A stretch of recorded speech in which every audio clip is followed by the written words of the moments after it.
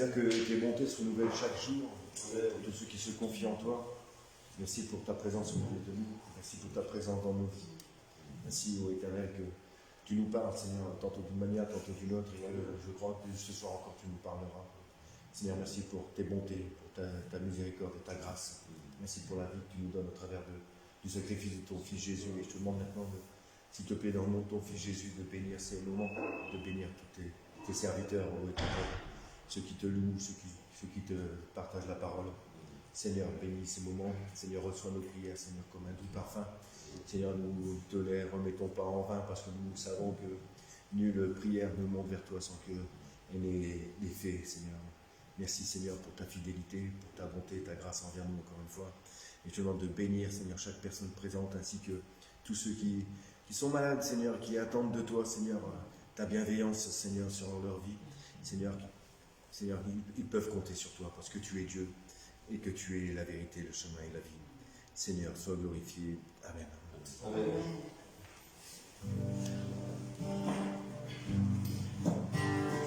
De travers je t'aime, je suis avec toi. Oh, est-ce suprême qui soutient la foi, la sombre vallée n'a plus de terreur, l'âme consolée. Je marche avec mon Sauveur, non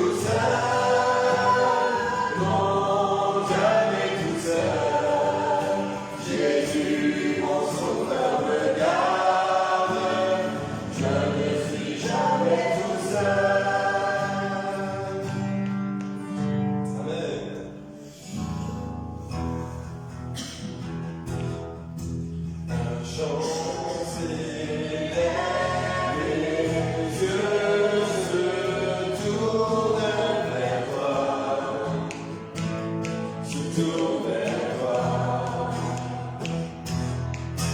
Les soirs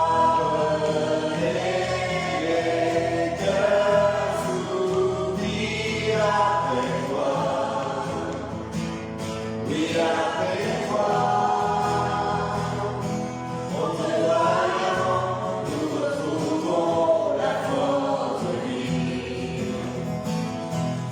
Quand nous sommes en ta présence,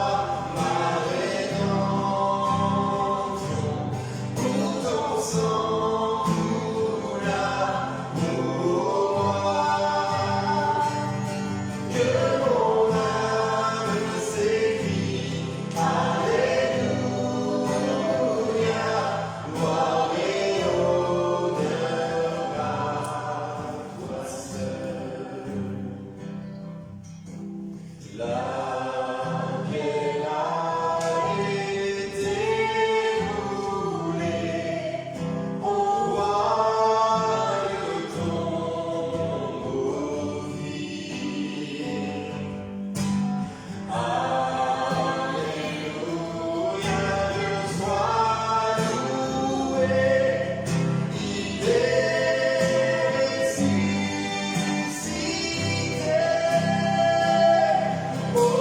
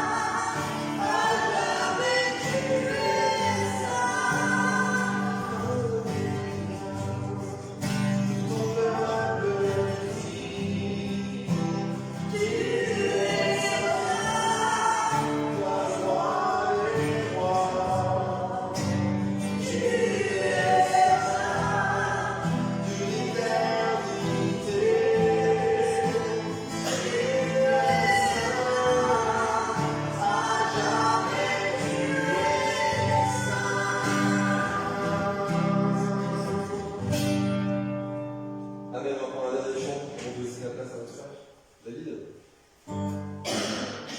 Sauvez-lui mon frère.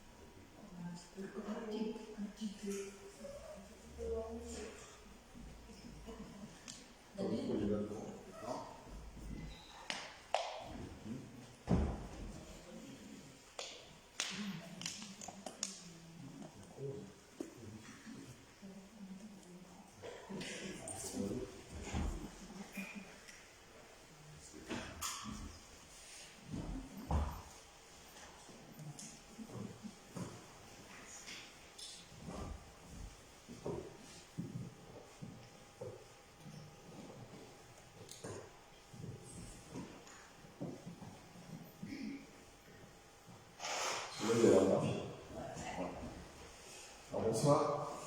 Ce soir, je vais vous parler d'un chemin.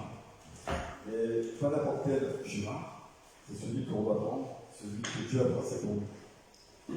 Parfois, il est difficile de comprendre le chemin que Dieu a choisi. Mais c'est vrai qu'on est dans un monde, et dans ce monde, il existe de multitudes de chemins. Donc, on sait, il y a le chemin du succès, le chemin de l'argent, le chemin du plaisir, le chemin du pouvoir, et j'en passe. Mais la question, en tout cas le titre de mon message, est: as-tu trouvé le bon chemin? Alors, comment être sûr que nous sommes sur le bon chemin? Il est possible d'avancer, mais des fois d'avancer dans la mauvaise direction. La parole de Dieu nous avertit dans Proverbe 14:12. Alors, telle voie paraît droite à un homme, mais son issue, c'est la voie de la mort. Tout le monde est en train de marcher, mais tout le monde n'arrivera pas à la bonne destination. C'est pour ça que Dieu doit entrer dans nos vies. Alors, je vais prendre de multitudes d'exemples dans le monde lorsqu'on prépare par exemple son départ en vacances. Quel chemin prendre? Alors, dans le temps, parce qu'aujourd'hui il y a GPS, mais dans le temps, il n'y avait pas de GPS. On prenait une carte en papier, on traçait une droite d'un point A qui était le point de départ, au point B, le point d'arrivée. Puis on regardait les villes, routes et autoroutes, passant au moins de cette droite, et nous avions ainsi notre itinéraire. Aujourd'hui, il y a GPS. Bon, le GPS n'est pas toujours fiable, puisque les mises à jour ne sont pas toujours disponibles, elles ne sont pas récentes, ou alors de nouvelles routes sont apparues et le GPS ne sait pas. Du coup, on tourne en rond, on n'arrive pas forcément à destination, en tout cas à la bonne destination. Et puis voilà, c'est la galère, et pour en fait arriver à bon port. Donc, un autre exemple que je vais prendre, c'est dans notre vie chrétienne. Dans notre vie de chrétien, le chemin que nous devons prendre est celui que, en fait, le Christ a mis sur notre route, a mis en tout cas pour nous dans notre destinée. Et il est dit d'ailleurs dans Jean 14:6, le verset qu'on connaît tous: je suis le chemin, la vérité, la vie, nul ne vient au Père que par moi. Là, il dit bien: je suis le chemin, il ne dit pas je suis un chemin. Donc c'est vraiment le chemin à suivre. Mais ce chemin est parfois compliqué à atteindre. On a toujours des obstacles. Chaque jour, c'est toujours le combat. Le combat, pourquoi? Parce que c'est le combat entre nous, c'est-à-dire la chair, et notre vie spirituelle auprès de Jésus. Il y a des choses qu'on doit mettre en place, notamment, il y a la Bible, la parole de Dieu, et parfois, on est un peu découragé. Et c'est vrai que dans le monde, tout est fait pour nous décourager. En tout cas, moi, je vais reprendre mon exemple personnel. J'ai déjà peut-être expliqué à certains qui étaient déjà là et d'autres peut-être pas. Je ne sais pas ce que je suis aujourd'hui si des personnes n'avaient pas prié pour moi. Car étant plus jeune, c'est vrai que je savais qui était Jésus. Mais j'étais dans une famille catholique, traditionnaliste, c'est-à-dire qu'on était catholique par tradition et non pas par pratique. Et je ne connaissais pas en tout cas Jésus comme je le connais aujourd'hui. Et surtout, je ne le suivais pas. Je prenais bien souvent le mauvais chemin et je n'arrivais pas tout le temps à ce que je devais arriver. En tout cas, pas comme je l'entendais moi. J'étais perdu dans mes choix. D'ailleurs, c'est encore le cas beaucoup de jeunes aujourd'hui qui ont des choix à prendre. Et c'est toujours un peu parfois compliqué, puisque maintenant, comme on le voit, trouver un emploi, trouver une université qui veut bien nous prendre, passer un concours, être parmi une personne et avoir 4 places pour l'école, c'est toujours un peu compliqué. Et donc, on a toujours des obstacles comme ça. Et moi, dans ma jeunesse, j'ai une scolarité jusqu'au collège qui était bien, et puis après, scolarité un peu moins curieuse. Je n'ai pas obtenu mon bac tout de suite, et forcément, on préférait s'amuser à cet âge-là. Alors j'ai connu le monde du travail dans l'usine pendant 1 an, et je me suis rendu compte de l'importance des diplômes pour évoluer. Donc j'ai repassé mon bac, que j'ai obtenu en candidat libre, j'ai en même temps passé concours d'entrée à l'école des soignants, et donc j'ai réussi à tout la même année, et j'ai pu rentrer du coup dans l'école des soignants en ayant mon bac, puisque ça allait me servir pour ce que je suis aujourd'hui. J'ai débuté par des CDD comme un peu tout le monde. Donc, j'ai d'abord travaillé en polyclinique où j'ai connu ma femme Naïma. Puis, 3 ans plus tard, j'arrivais du coup au CHU de Lille où j'ai pu à 2 reprises reprendre mes études. Donc, d'abord pour obtenir mon diplôme d'infirmier, puis 8 ans plus tard, mon diplôme de santé. Je n'aurais jamais pensé arriver à ce niveau d'études, mais je le répète, les personnes ont prié pour moi. J'ai également eu des obstacles, notamment pour devenir cadre, car avant de passer le concours d'entrée à l'Institut de formation cadre de santé, j'ai dû faire 2 ans de faisant fonction cadre. Donc on m'a mis dans un bloc opératoire, le plus grand du CHU de Lille, où je ne connaissais pas du tout le métier d'infirmier de bloc opératoire. Je ne connaissais rien de bloc opératoire, je me suis demandé ce que je faisais là. J'ai dû faire ma place. Ça n'a pas été simple, parce qu'en fait, il a fallu diriger une équipe d'experts que moi-même, je n'étais pas expert de ce métier.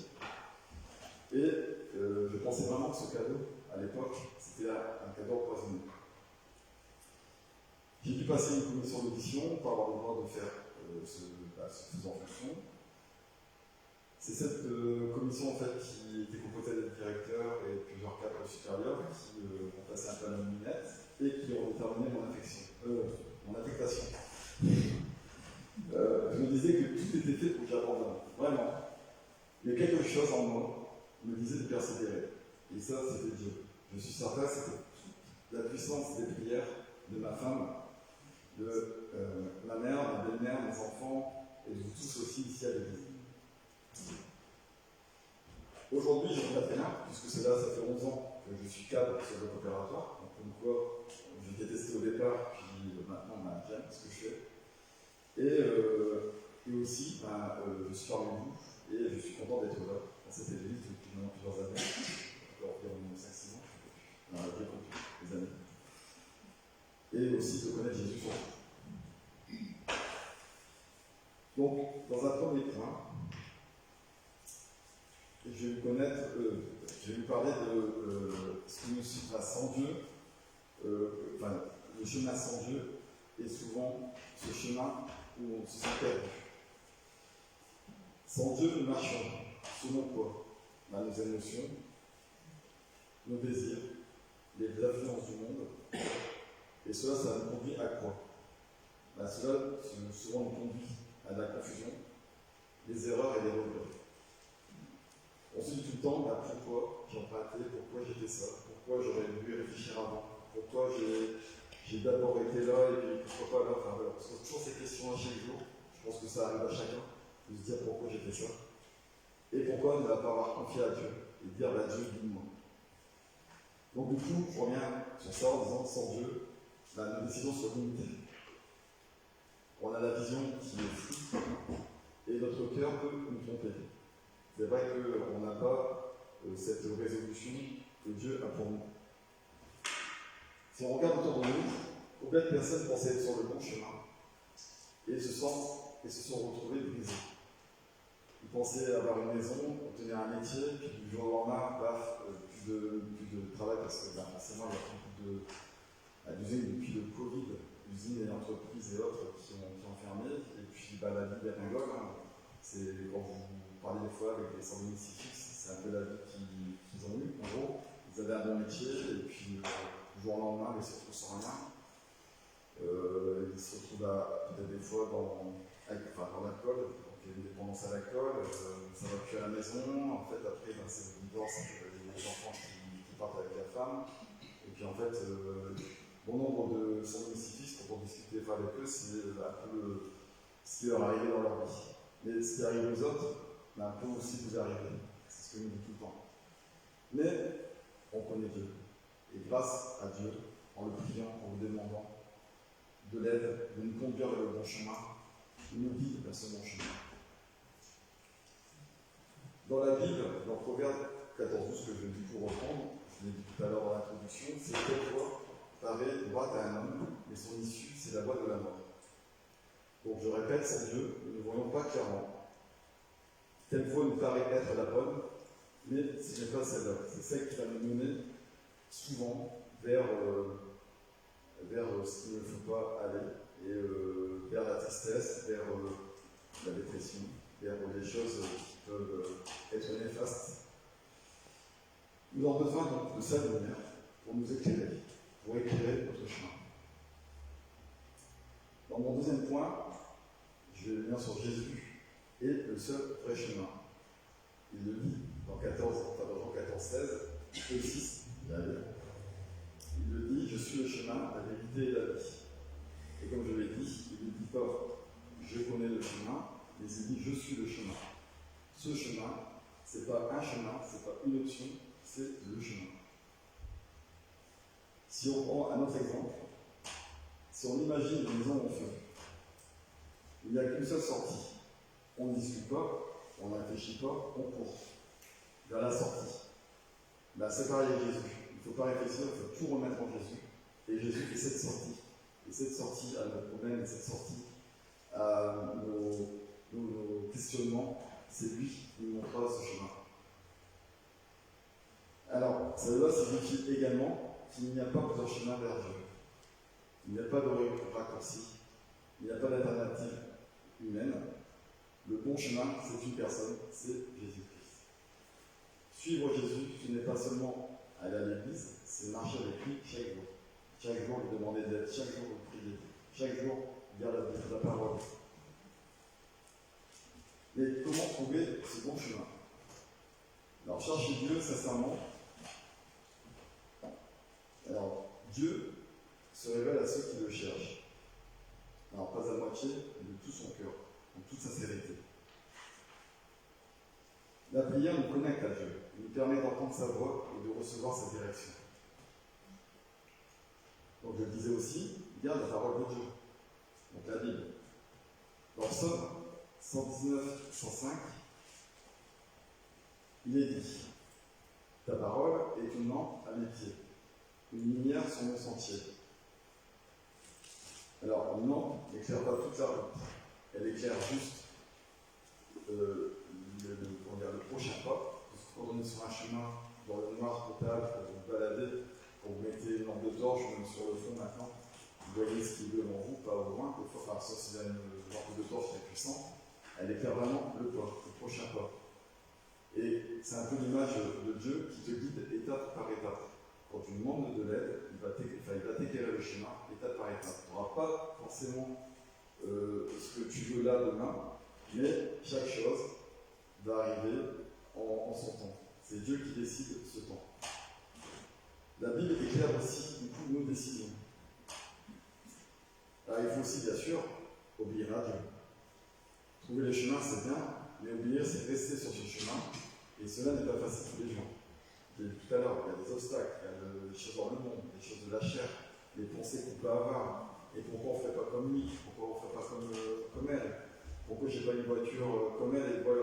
Tous ces questionnements qu'on peut avoir en fonction de tout ce que les personnes peuvent avoir dans le monde, il faut surtout éviter d'y penser et rester sur ce chemin que Dieu a mis pour nous. Il y a donc beaucoup des combats à mener, mais le vrai combat, c'est ce combat, c'est de rester sur ce chemin. Donc, combattre tout ce qui est plaisir de la chair qui nous pousse à la tentation. Du coup, les obstacles sur le bon chemin, je prends par exemple un autre exemple, lorsqu'on conduit sur une route et qu'on a le téléphone, le bruit, parce que le téléphone a forcément Bluetooth, ça voilà, le bruit, les enfants qui se disputent par exemple à l'arrière, la fatigue qui est aussi là, on peut toujours avoir un moment d'inattention. Et on peut sortir de la route. Des fois, ça peut arriver où on est voilà, puis hop, la voiture, puis on rattrape tout de suite le volant. Là, dans la vie spirituelle, c'est pareil. Même sur le bon chemin, il y a des défis. Il y a ces distractions, des mauvaises compagnies, le découragement. Mais il faut encore une fois de plus penser à prier, à demander à Jésus de l'aide, parce que Jésus nous fortifie. Dans Matthieu 7, versets 13 à 14, il est dit « Entrez par la porte étroite, car large est la porte, spacieux est le chemin qui mène à la perdition. Et il y en a beaucoup qui entrent par là. Mais étroite est la porte, resserrez le chemin, qui mènent à la vie, et il y en a peu qui les trouvent. Alors, je répète, par rapport à ce verset, on voit bien que c'est parfois compliqué de rester sur le bon chemin, de trouver ce bon chemin, parce que tout ce qu'on voit, c'est tout ce qui est là, c'est tout ce qui peut mener à la perdition, c'est-à-dire le monde, tout ce qui se trouve dans le monde. Et pour arriver à cette porte étroite auprès de Jésus, c'est souvent difficile, mais il faut combattre et on y arrive. Alors maintenant, on peut se poser la question, pourquoi beaucoup refusent le bon chemin? Parce qu'en fait, ils demandent à renoncer à plein de choses. Déjà d'une, renoncer peut-être à une addiction, renoncer à tous ces plaisirs qu'on avait dans le monde, renoncer peut-être à des choses qui nous tenaient à cœur. Il faut aussi demander à la repentance. La repentance est importante dans ce cas-là. Il faut aussi un changement complètement irréel dans notre vie, c'est-à-dire changer nos habitudes, changer plein de choses, trouver des moments particuliers pour être en intimité avec Dieu, pour pouvoir lire la Bible, pour pouvoir prier chaque jour. Donc il faut tout organiser la vie autour de ça, pour vraiment être auprès de Dieu et pouvoir trouver des moments d'intimité avec lui, de pouvoir lui parler, de pouvoir lui confier tout ce qu'on a sur le cœur.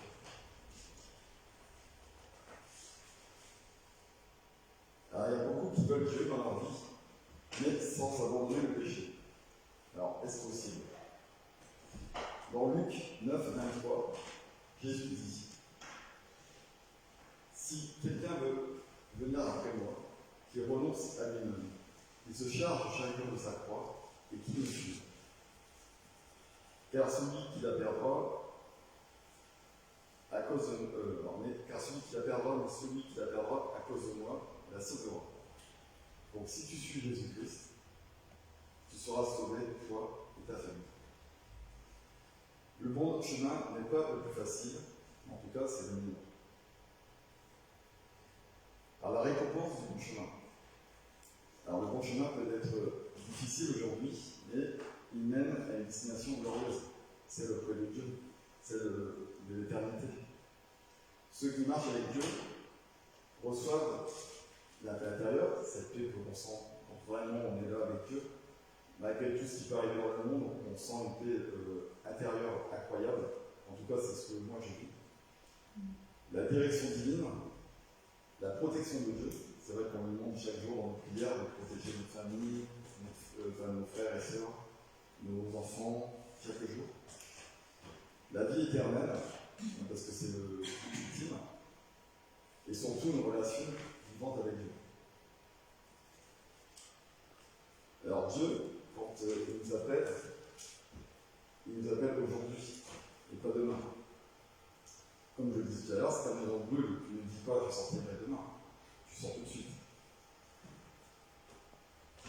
Si tu ne sors pas tout de suite, demain n'est pas garanti puisque la vie est fragile et le temps passe. Donc, il faut vraiment être auprès de Dieu rapidement et pas toujours dire je réfléchirai plus tard. C'est aujourd'hui. Alors, aujourd'hui, Dieu nous pose une question simple. Déjà, c'est quoi? C'est sur quel chemin es-tu? Le chemin du monde ou le chemin de Christ? Le bon chemin est ouvert à tous. Mais chacun doit faire un choix personnel. Soit on suit le monde, soit on suit Jésus-Christ. Il n'y a pas à vivre avec le péché et avec Jésus-Christ. C'est l'un ou c'est l'autre. Un jour, chacun arrivera à une destination. La question n'est pas à tu marcher, mais où tu as conduit ton chemin.